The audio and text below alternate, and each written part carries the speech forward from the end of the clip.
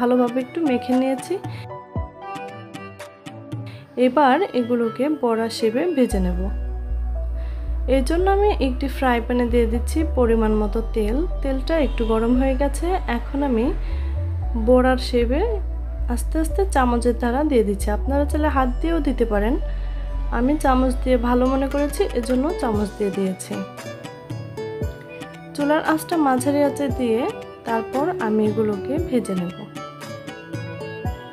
তো এক পাশ হতে থাক, আগেই নাড়াচাড়া করার প্রয়োজন নেই। এবার এক পাশ ব্রাউন কালার হওয়ার পর আমি এখানে উল্টে দিচ্ছি একটু চামচের দ্বারা।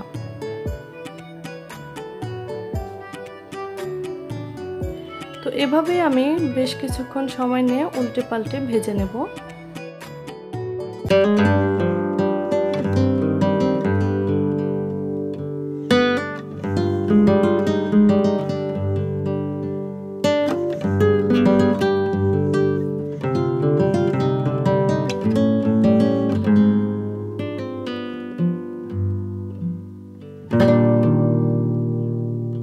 তৈরি করে খাবেন, আপনারা খাবেন। আশা করছি আজকের রেসিপিটা আপনাদের খুব ভালো লেগেছে। আর যদি ভালো লেগে থাকে তাহলে অবশ্যই ভিডিওটাকে একটি লাইক দিয়ে যাবেন। আর যারা এখনও আমার চ্যানেলটাকে সাবস্ক্রাইব করেননি তারা অবশ্যই সাবস্ক্রাইব করে নেবেন।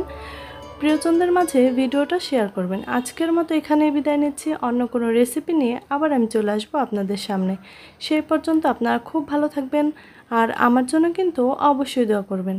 আজকে আমার সঙ্গে এতক্ষণ এই ভিডিওটা দেখার জন্য আপনাদের অসংখ্য ধন্যবাদ। আল্লাহ হাফেজ।